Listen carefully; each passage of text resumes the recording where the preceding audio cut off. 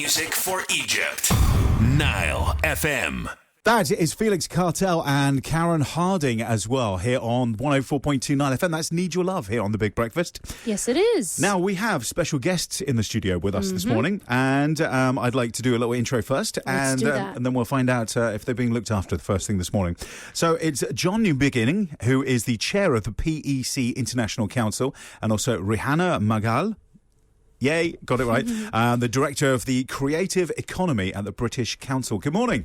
Good morning. Good morning. Okay, so first of all, we've just had this whole discussion about tea with or without milk. How long have you been in this region, John? I've been in this region since last night when I arrived at Cairo Airport. See, now- I was okay. in Turkey. That's why I'm used to drinking chai without milk. Oh, that that's makes why. sense. That's okay. why. That explains a lot. Okay, yeah. Right, because we just had this whole conversation with, did you have tea? Did you have it with milk or without milk? And it surprised me it was without milk. I've tried it without milk before, and for me it's just too strong. I feel like Egyptians here all have it without milk as well. Oh, Yeah. here's the follow-up question. What's that? With sugar or without? Without sugar. Wow. What? Wow. Yeah. I love the purity of my tea, thank you. Interesting. Yeah. Wow. That tells me a lot about your character. Yeah. Very strong. character. Okay, so you guys have joined us this morning to tell us so much stuff. So let's try and get into it and scrape the top of the content right now, and then we'll get back to the music. So if you can stick around for the rest of the hour, is that cool? Sure. Yeah. Excellent. So can you tell us more about the International Forum for Creative Initiatives and Cultural Policies, and also the most important topics and discussions that are on that the forum focuses on? Absolutely. So we have a group of people called the Global Creative Economy Forum that we work through, and these are people who operate around the world in every continent and island nations, and they're coming to Cairo. They're arriving today, actually. Ooh, okay. So they are a centre of this forum because they are providing insight around how creative economies around the world are growing. Now, this is a growing area because there are so many opportunities for young people and young creative talents to engage with expressing themselves through creativity, but at the same time using that creativity as a means to make a living and to be an entrepreneur and to set up their own businesses. So the forum is focused on looking at what the shifting what's the shifting nature of creative economies around the world, and where the opportunities might be for young Egyptians, talented creative people here, to engage with those shifting narratives. Okay, I was going to say, because if you could backtrack and tell us what is a creative economy as such, for someone that maybe didn't know, because I'm thinking creative economy, is that like people that are influencers and then they make lots of content and then they make money from that?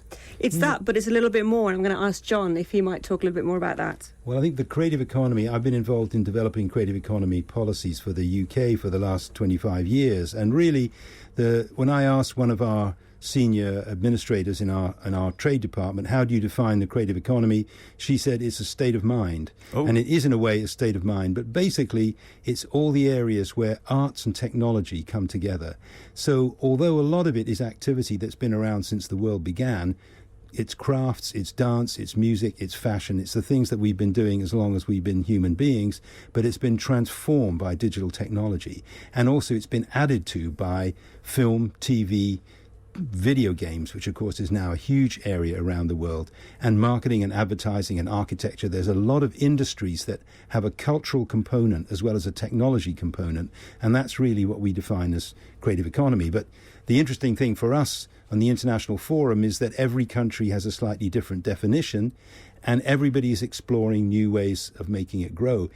One of the reasons we're having this event in Cairo this week is because Africa as a continent is really the fastest growing area for the creative economy anywhere in the world. Wow. It's growing everywhere in the world. East Asia, of course, it is also growing in Europe and North America and Latin America. But Africa is the continent where everybody expects this great explosion of activity going on. And that's partly because of kids having access to digital networks and thinking about how traditional cultural forms can be played out in a new space. So social media has done a lot for this. Yeah. Absolutely. It's made it accessible to everybody, not only to create the content, but also to have a platform to put it on. Absolutely. Yeah, and thinking about that a little bit more, It's also the creative industries and the creative economy is attractive to young people, particularly those that perhaps can't afford to go to university and get a formal education, but actually they can be influenced by what they see online around the world and put their own unique twist on it that allows them to have their own USP, which then allows them to have their own entrepreneur idea or creative outlet.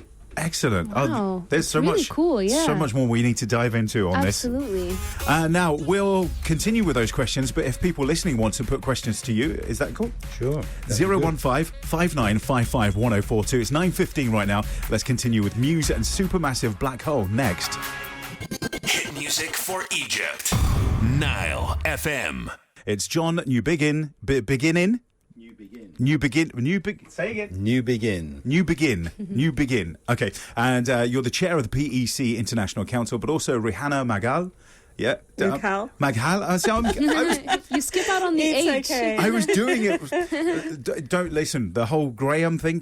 Both of you, Okay. can you say? It's a breakfast cereal, but it's also a name of a boy spelled Graham. Graham. Yes. Graham. It's Graham. I say not it's Graham. It's not Graham. No, That's it's the American. Graham. It's Graham. That's the American way. But then I was telling Rob, where did the Y come from? I don't know. It's just there. Maybe you Yeah, can't see it. interesting. Maybe, yeah. It's a silent Y. Maybe, yeah. And then, yeah, exactly. I say Graham, but So it's Rehana Mughal, the director of the creative economy at the British Council. Good morning. Thank you for clearing up all of this about tea and Graham and everything exactly. Now, the British Council and the Creative Industries and Policy and Evidence Centre, the PEC, are collaborating on this initiative. Could you tell us more about this collaboration? Yeah, absolutely. Well, the PEC is a policy and evidence centre which was set up by the UK government to look at the relationship between universities and this emerging creative economy. But it was very much focused on what's happening in the UK and the UK only. Our concern is that there's good learning going on, good practice going on all around the world. And it's important for us in the UK to be plugged into what other people are thinking and for all of us to be exchanging ideas because no one's got a kind of complete formula on this. So the British Council generously offered as part of their contribution to the Policy and Evidence Centre to fund an international forum, which I chair, and it pulls together 15 or 16 people from all around the world, some academics, some investors, some practitioners, and we meet together and we discuss issues that reflect on the needs of the creative economy, and we work very closely with the British Council and with other governments around the world that are developing policies for the creative economy.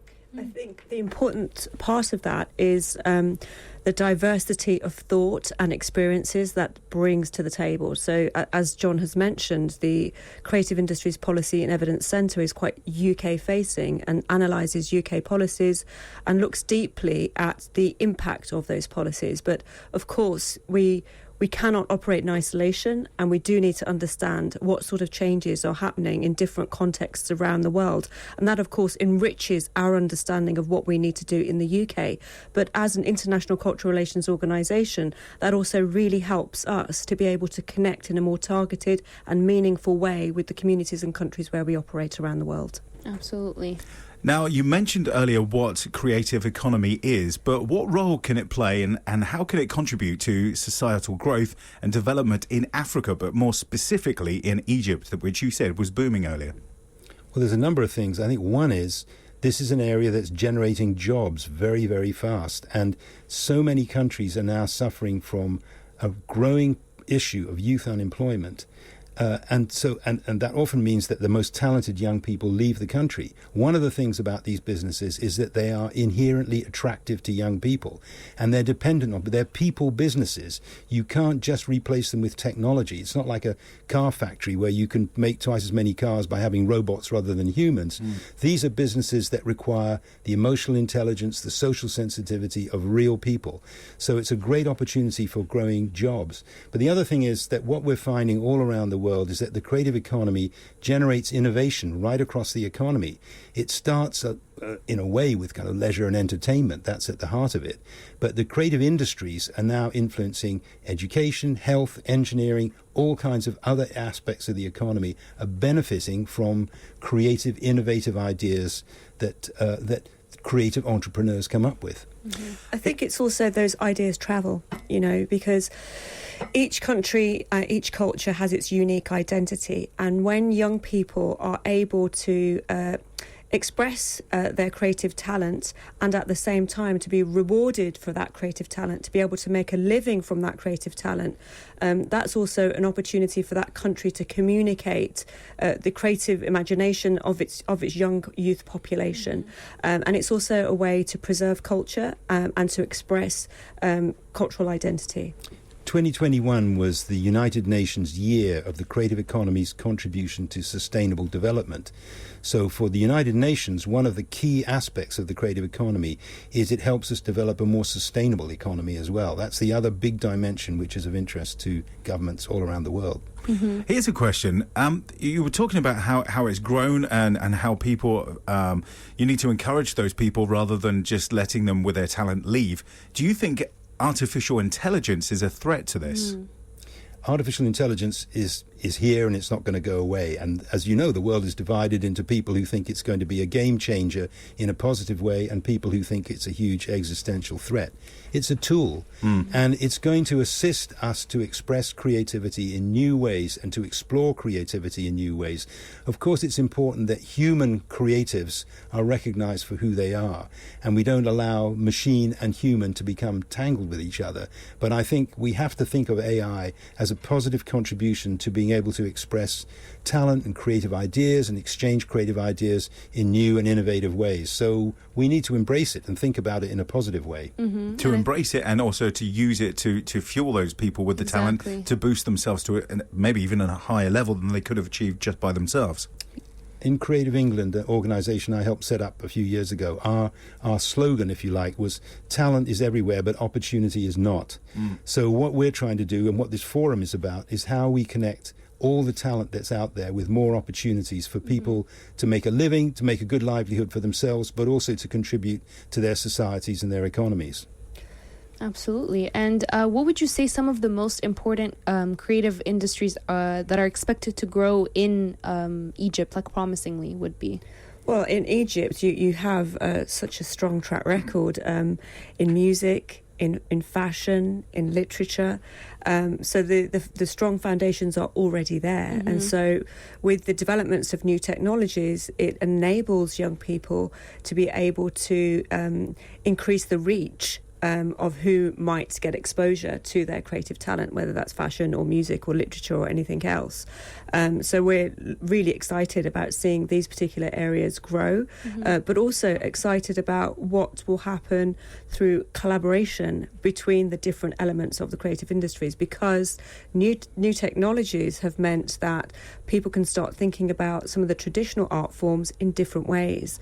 So you might be familiar, for example, with theatre becoming a more immersive experience, or cinema and going to see a film becoming a more immersive experience through the use of new technologies, but also through the use of how those different art forms are coming together. And you can go for a night out, which is actually an immersive experience rather than a very traditional sort of 2D cultural experience. So I think particularly here in Egypt, there is so much dynamic creative talent, imagination, and people move at pace and are keen to collaborate. So, yeah, really looking forward to what's going to emerge. I like how you mentioned that there is a strong foundation already, and this new technology is simply like enabling it and allowing it to spread on that like new level that wasn't maybe there before. So it's really interesting. I mean, it's not just the new technology here in Egypt, of course. It's also the amount of people in the United Kingdom that are engaging with Egyptian culture in a new way too. I mean, we have,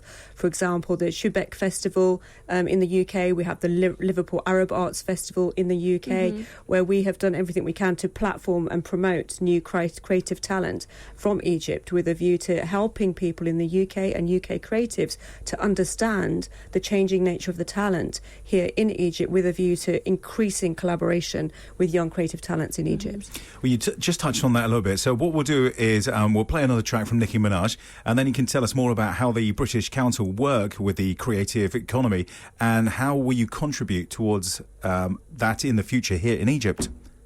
Okay? Absolutely, yeah. Excellent. Hit music for Egypt. Nile FM. It's John Begin. That's New it. John Biggin. New- Just call me John. I'm going to get my coat. I'm leaving. That's it. Hi, John. That's Hello. so funny. He's the chair of the PEC International Council, and also Rehana Mughal. Mughal. Yeah, Mughal. Close enough. See? There you go. Just call me Rehana. Look what you've done, Rob. Rob and Nadine, That's John nice and easy, and Rob. Rihanna. Rob and Nadine. You are the director of the creative economy at the British Council. So we've been talking about so much different stuff, and this is being videoed as well. So if you've been listening to this and thinking, oh, there's info that I just didn't quite catch, you'll be able to catch it when we post the video onto our socials. But also we'll tell you how you can find out more information from the British Council socials very soon. Can you tell us about the British Council's work in the creative economy, and how will this work contribute to Egypt? I'm going to put this one to Rehana. Thank you, of course. So our work in creative economy at the British Council focuses on three main areas, one of which is leadership and learning. And we also focus on sector development and research, insight and advocacy. So in the area of leadership and learning, we support those people that are working in the creative industries to develop their leadership skills by connecting them with like-minded professionals in the UK. But we also support people who are working, for example, in governments, around policy training. So we have this hybrid model of policy training, so you can do a mixture of online and offline. We've delivered it in about 13 countries so far, and over 1,000 people have been through our policy training scheme. It's available in several languages, and we're really delighted to be working with the Ministry of Culture here in Egypt around supporting them to participate in that policy training. And I'm hoping later this week that we'll also be in a position to sign a memorandum of understanding with the Ministry of Culture around creative economy and support around supporting the creative economy here in Egypt to grow. So in the area of research, insight and advocacy, we work in over 34 countries focused on creative economy, and we try to understand what are the key triggers in the creative economy, what are the trends, what are the opportunities, and develop the insight with a view to then developing the right kind of projects in country and to support the cultural institutions to be able to take forward their ideas around what they'd like to do to grow and support their creative economy to thrive. In the area of sector development, we offer grant schemes to support young creatives with a little bit of seed funding so that they can set up their own enterprises and businesses. And we do a fair amount of that across the continent of Africa.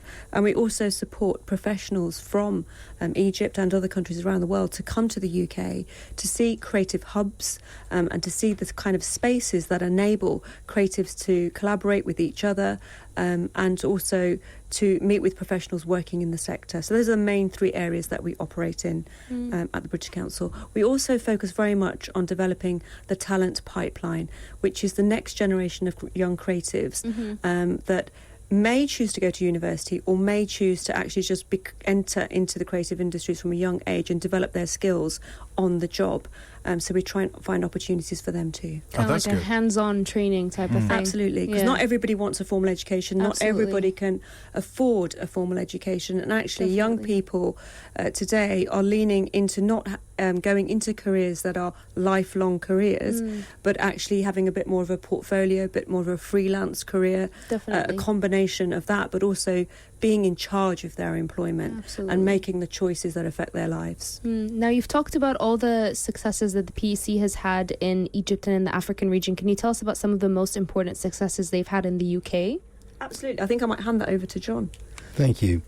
There's a great Chinese-American musician called Yo-Yo Ma who runs an international orchestra, and one of his favourite sayings is creativity happens when cultures overlap.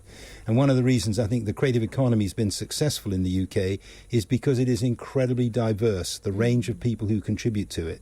I'm the Mayor of London's Creative Industries Ambassador, and in London, 30% of people working in the creative sector, which is our biggest sector in terms of employment, 30% were not born in the UK. So what makes our creative economy successful is that it's a fusion of cultures from around the world. And the reason why it makes sense for us to be working so closely with the British Council is the British Council is also about building cultural relationships and building understanding, exchanging ideas, building trust between countries and between different traditions. So I think the benefit that this has had for the UK is if you like, connects us with an even wider range of really creative people, creative thinking around the world. And that benefits us, and hopefully it benefits other people as well. Mm-hmm. Absolutely. That's really cool. It is, That's yeah. I mean, it's a lot to think about, because just as you're saying all these different things, my mind's going all over the place thinking, Yeah. oh, but what about this and what about that? Now, if you want to find out more about anything that we've spoken about, you can go and check our socials. So just go to facebook.com/NileFM. But also there's a special website for the creative economy for the British Council, which is creativeeconomy.britishcouncil.org. Now then, I'm going to try and finish this by saying your names correctly. John, Newbigin. Is that right? Bob, or is it Rob? Oh, Yes, look no, at that's- that. Shade. Okay. Anyway. You got it right. I did. See, Yeah, there you go. So, John, thank you very much for coming in. Also, Rehana Mughal. Mughal. I think I need to find a new career. I think so. I need to find a creative career where I don't need to speak and I can just create things digitally. So I'm going to be going to your website, which, just a reminder, is creativeeconomy.britishcouncil.org. Thank you guys for coming in this morning. Thank you so much. It's a pleasure to be here. Like I said, if you want to find anything more or even watch this back, you can do that on our socials. We'll be posting the video very, very soon.